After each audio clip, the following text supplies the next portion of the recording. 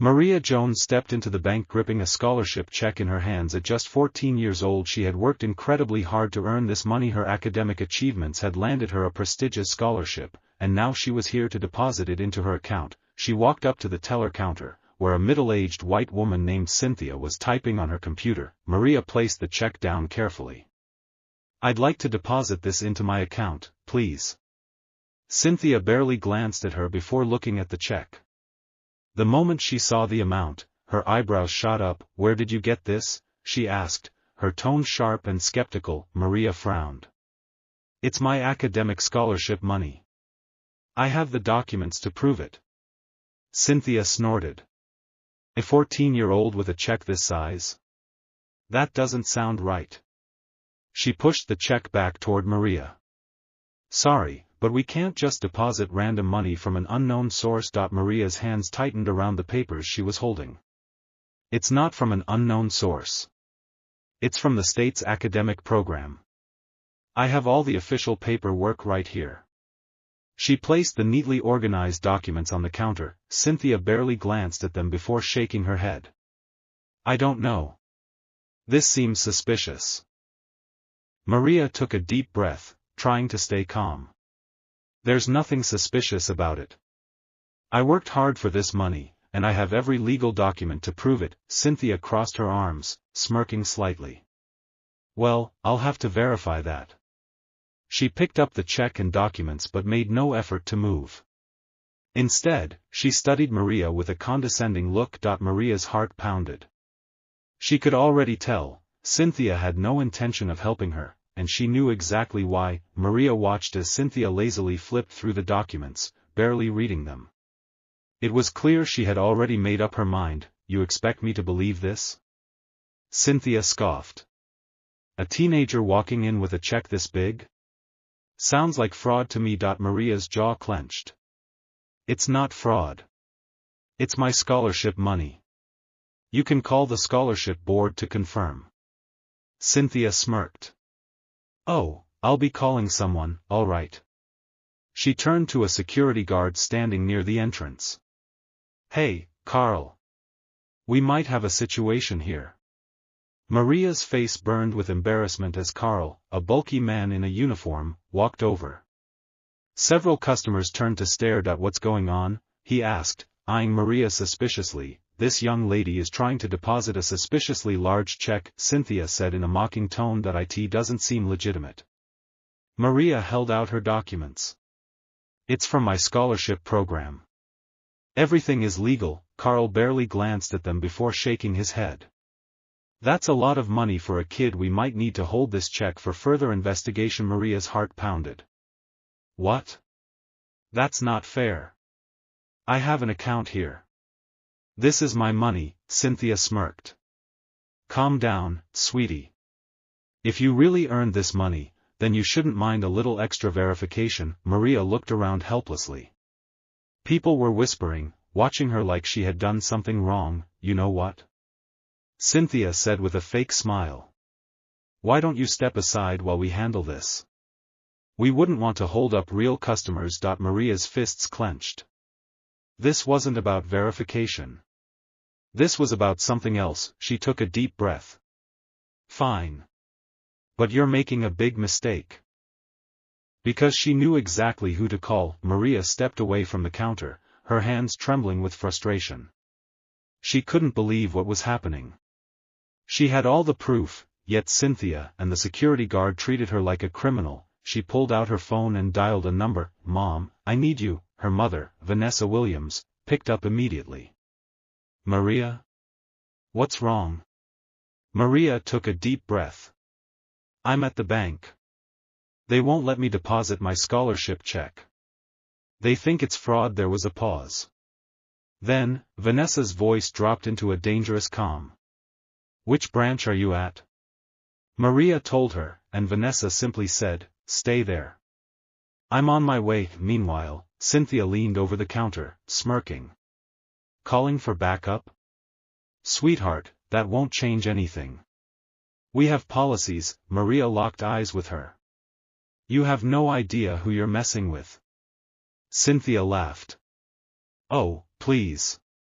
What, your mom's going to come in here and cry about how unfair life is? Maria didn't answer. Instead, she took a seat in the waiting area, arms crossed. 15 minutes later, the bank's glass doors swung open. Vanessa Williams walked in, tall, poised, and exuding authority. She was dressed in a sleek black power suit, her heels clicking against the marble floor. Every employee, including Cynthia, turned to stare. Carl, the security guard, straightened. "Ma'am, can we help you?" Vanessa's sharp gaze swept over him and Cynthia before landing on her daughter. Maria stood up. "Mom." Vanessa's expression hardened. "Who here accused my daughter of fraud?" Cynthia blinked, suddenly less confident. Well, Vanessa didn't wait for an answer. She turned to Maria. "Give me the manager." The room fell silent. Something was about to go down. The tension in the bank was thick enough to cut with a knife. Cynthia shifted uncomfortably as Vanessa stood there, her presence demanding respect. Maria crossed her arms, watching as her mother's icy glare sent a chill through the employees. "That I said, get me the manager." "Now," Vanessa repeated, her voice calm but filled with authority. Carl, the security guard, glanced at Cynthia, waiting for her to respond. Cynthia, now visibly nervous, hesitated before grabbing the desk phone. "Mr. Reynolds, we need you at the front," she said, her voice not nearly as confident as before. A minute later, a heavy-set man in a gray suit appeared from the back office. "What seems to be the problem?" he asked, adjusting his glasses as he looked between Cynthia and Vanessa. Vanessa turned to Maria. "Tell him." Maria stepped forward. "I came here to deposit my scholarship money. I had all the necessary documents, but your employee, Cynthia, accused me of fraud. She wouldn't even look at my paperwork." Mr. Reynolds frowned, shifting his gaze to Cynthia. "Is this true?" Cynthia swallowed. "Well, Vanessa cut in. "Yes or no?" Cynthia stammered. "I was just following protocol." The amount seemed suspicious. Vanessa's expression didn't change. "Suspicious? My daughter earned that money through hard work and academic excellence. And instead of treating her with respect, you humiliated her in front of an entire bank. Do you always discriminate against young black girls who come in with legitimate checks?" Mr. Reynolds' face paled. "Ms. Williams, I assure you, our bank does not tolerate discrimination." Vanessa raised an eyebrow. "Really?" "Because that's exactly what happened." Silence. Mr. Reynolds cleared his throat. "Let's handle this properly. Maria, may I see the check and the documents?" Maria handed them over without hesitation. Mr. Reynolds examined them closely. His eyes widened slightly. "This is completely valid." He looked at Cynthia, his disappointment evident. "You should have processed this immediately." Cynthia shifted uncomfortably. I didn't know." Vanessa narrowed her eyes. "Didn't know what?" "That my daughter was telling the truth? Or that she had a powerful mother?" Mr. Reynolds sighed. "Ms. Williams, I sincerely apologize for this mistake. Please allow me to personally handle the deposit." Vanessa folded her arms. "Oh, we're far from done here." Maria smirked. Her mother was just getting started. The bank lobby was silent. Customers and employees alike watched, sensing that this was no ordinary complaint. This was about to become a reckoning. Vanessa tapped her manicured nails against the counter. "So, Mr. Reynolds, tell me, what exactly is your bank's policy on discrimination?" Mr. Reynolds cleared his throat, visibly uncomfortable. "Ms. Williams, we take these matters very seriously." Vanessa tilted her head. "Do you?" "Because it seems to me that your employee had no problem assuming my daughter was a criminal based on nothing but her skin color." Cynthia turned red. "That's not what happened." "Then explain it to me," Vanessa interrupted smoothly. Maria presented valid documents. A legal check. Yet, instead of doing your job, you humiliated her. "So tell me, Cynthia, what exactly made you so sure my daughter wasn't worthy of being here?" Cynthia stammered. "It was just a misunderstanding." Vanessa let out a short, humorless laugh. A misunderstanding? No, let me tell you what this was. This was profiling. This was you assuming that a young black girl couldn't possibly have earned a large sum of money legitimately. And let me tell you something, Cynthia. She leaned in slightly. You picked the wrong child to mess with. Cynthia's eyes darted to Mr. Reynolds for help, but he remained silent, his lips pressed into a thin line. Vanessa turned back to him. Now, I want to know, what will be done about this? Mr. Reynolds sighed. Ms. Williams, I understand you're upset. No, Vanessa cut in sharply. Upset is what you get when your coffee order is wrong. This is outrage. And rightfully so, the other customers nodded in agreement. A few whispered among themselves, glaring at Cynthia. Maria, standing beside her mother, felt an odd sense of power. For the first time, she wasn't just the victim of unfair treatment, she was standing up against it at Mr. Reynolds adjusted his glasses. I assure you, we will conduct a full investigation. Vanessa folded her arms. An investigation? I want action. Mr. Reynolds hesitated. I understand. We will handle this internally. Vanessa smiled, but there was no warmth in it. Oh, I don't think so. Because after today, everyone will know exactly how this bank treats its customers. Maria saw the flicker of fear in Cynthia's eyes. Her mother wasn't playing around, and neither was she. The atmosphere in the bank shifted. Customers were no longer just bystanders, they were witnesses. Some took out their phones, whispering as they recorded the interaction. Cynthia's face paled when she noticed the cameras. Vanessa smirked. Looks like people are paying attention. That's good, this needs to be seen. Mr. Reynolds wiped his forehead. Ms. Williams, let's not be hasty, we don't want unnecessary publicity. Vanessa let out a sharp laugh. Oh, I think publicity is exactly what's needed. Because if my daughter had walked in here alone today, without me, without a last name that carries weight, you would have denied her service, thrown away her check, and sent her home humiliated. And no one would have known. Maria clenched her fists.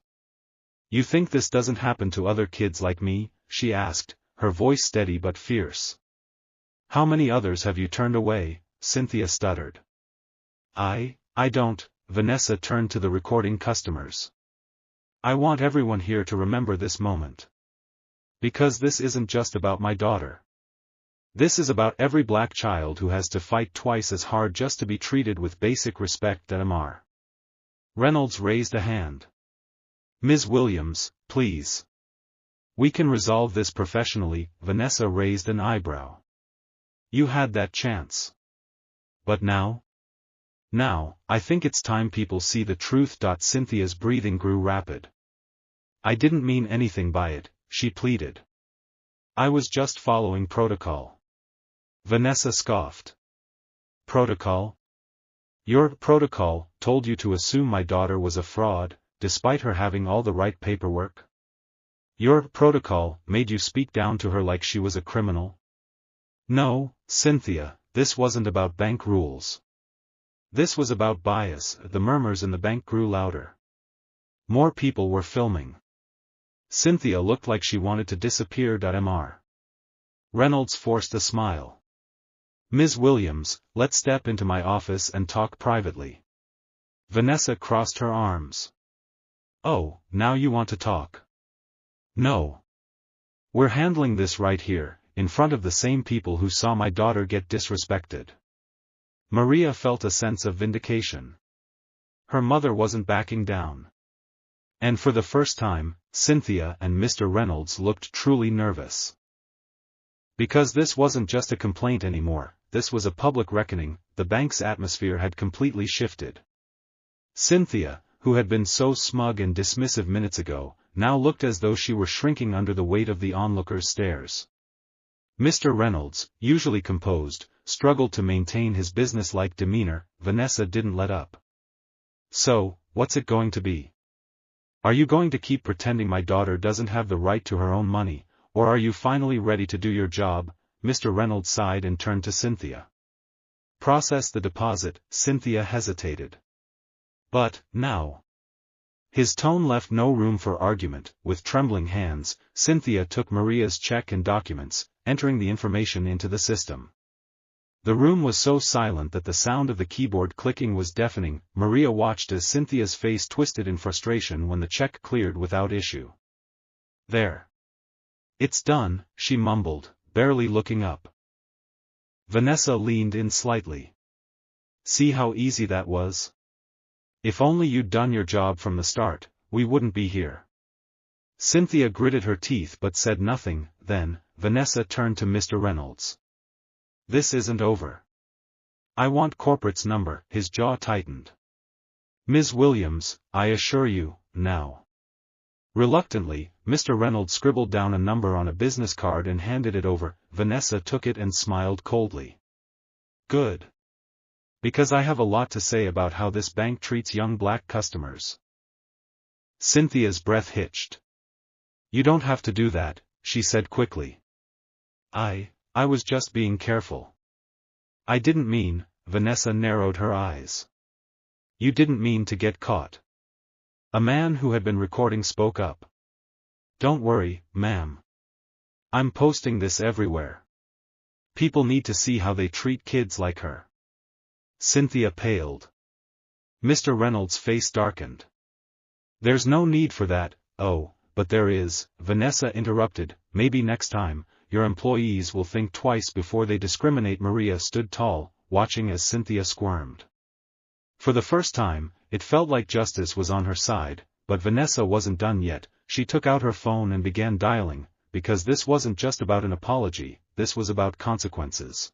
Vanessa pressed the phone to her ear as she waited for the call to connect. Mr. Reynolds and Cynthia watched her nervously, their unease growing with each passing second. Maria, standing beside her mother, felt a sense of justice brewing. She had been humiliated and dismissed, but now, the tables were turning. A smooth yet authoritative voice answered.